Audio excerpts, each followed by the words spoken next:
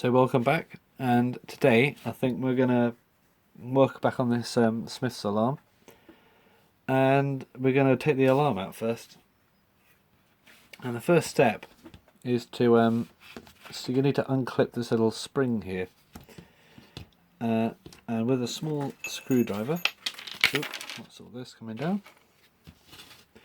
You're gonna need to sort of unhook that little bit at the end, that little knobble, so it can be pushed. And you're going to need to use, I don't know what the best way really is, but what I've always found works, although it does scratch up the movement a little bit, using a screwdriver to rotate it out of the thing.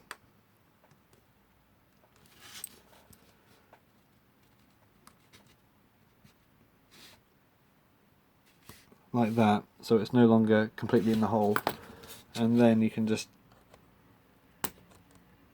squeeze it like that. Looks like it's gone back in the hole.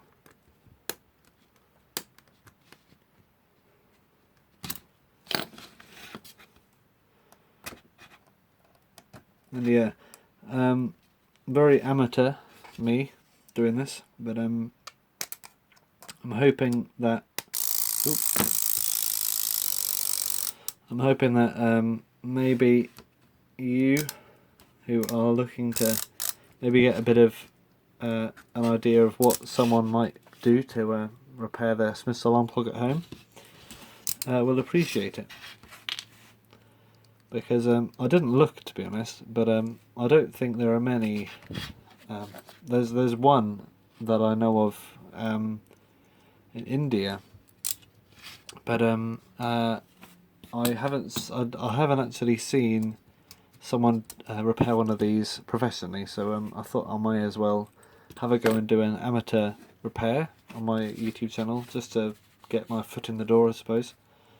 But if you've seen a video out there that is professional already, you may as well just look at that one, because I do these for my own enjoyment mostly, and I probably shouldn't let that go so fast. Right. Next up, I'm going to let these down, and there are multiple ways to let down the springs of these. This is an earlier one, which makes it slightly easier because the clicks are designed slightly differently. I'm going to put these ones back on. These were holding the bell on.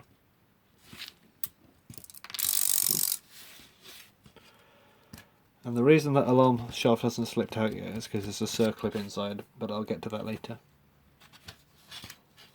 Right, so you can either do it the sort of more traditional way and get the clicks out of the way, but I will try that, although I usually just remove the pallet out of the mechanism and let it whiz down slowly using my finger, but I'll try a bit of both. So this is the I suppose more orthodox method, which involves holding onto the key. I don't advise you do this personally, because you should probably be using a tool called a letdown key, which means you probably won't. There's no risk of breaking your fingers or something. So I'm going to do this one just in case you do have a very careful kind of hand. But then I'll do the other one afterwards if you don't have a letdown key. So I'm just going to remove the get that click out the way, like that.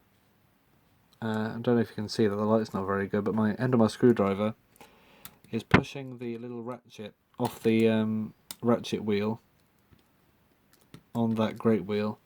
I'm just going to rotate it and then let go of it so it swings back, and just keep doing that down and down. You could either do that, or you could do this.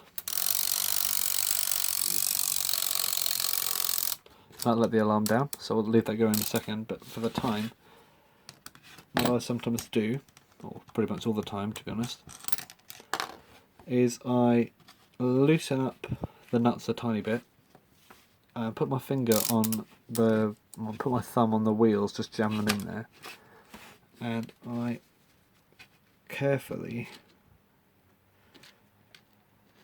remove that piece in the corner.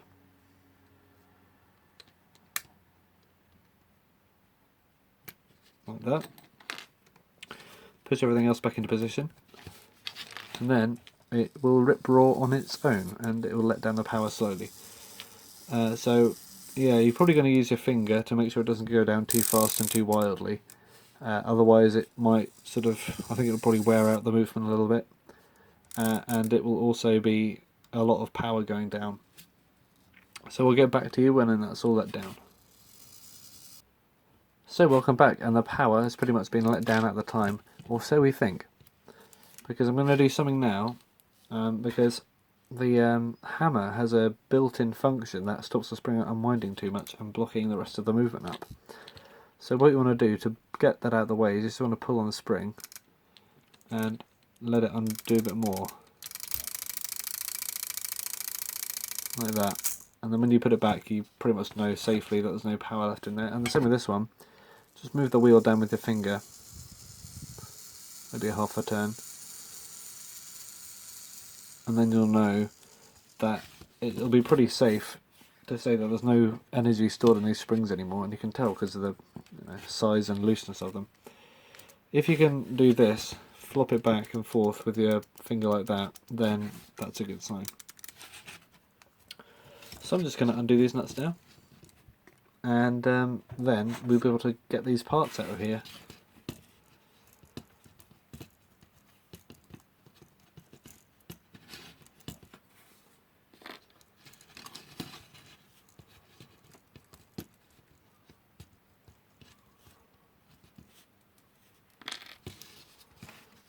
There are some washers on there, and you want to make a note of where they go, because they make it, because the bell goes on this side, it's got a bit of thickness to it, that sort of evens it out so it sits flat against the back of the case. So you can get those off, but you may as well just do this now. And carefully pull up vertically, like that.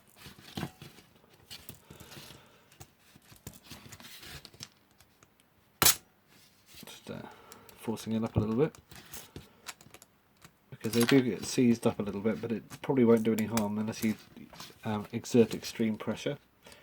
Now, a lot of these have a bit of an issue. Just tip all these parts out of there. Like that. A lot of these have a bit of an issue with them, where the this shaft here is a little bit too thick. Because it's being used a lot, it sort of rounds over at the edges over time, and therefore it gets a bit too wide to fit out of here.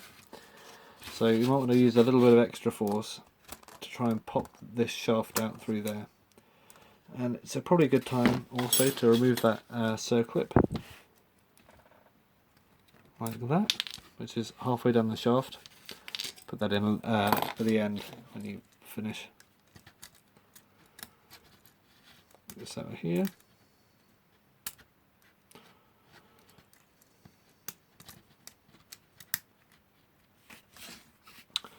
And yeah, this can be a little bit tricky.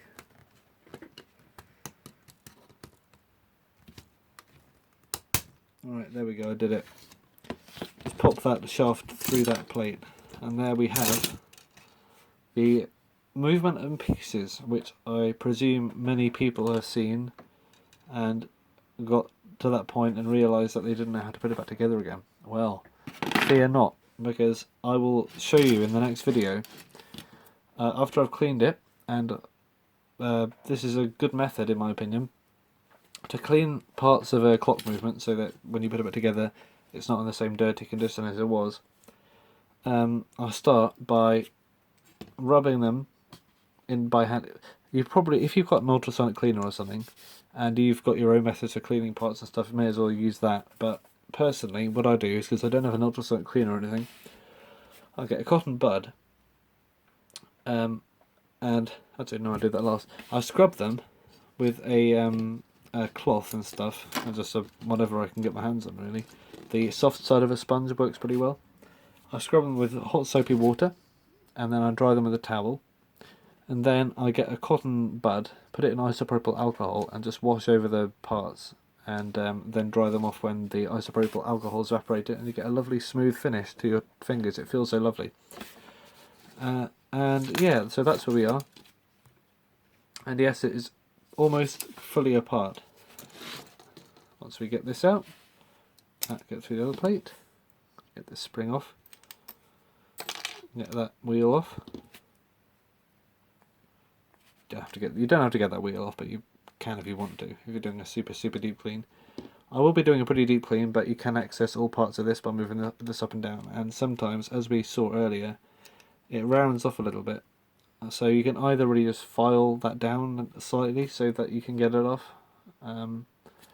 which I might do, but I won't do it now, or you can leave it on.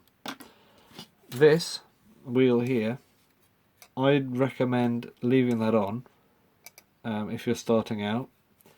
If you're not and you've taken them off before, by all means, but they are difficult to take to take off and put on sometimes, purely because you run the risk of sort of bending the teeth of the pinion a little bit, cannon pinion right here. And if the teeth on there are bent, or when you put it back on it doesn't grip, then basically, unless you've got a spare or you manage to fix it back on again, which is not easy, it's a bit of a death sentence for the clock, to be honest, because the hands won't move, and that's not what a clock does.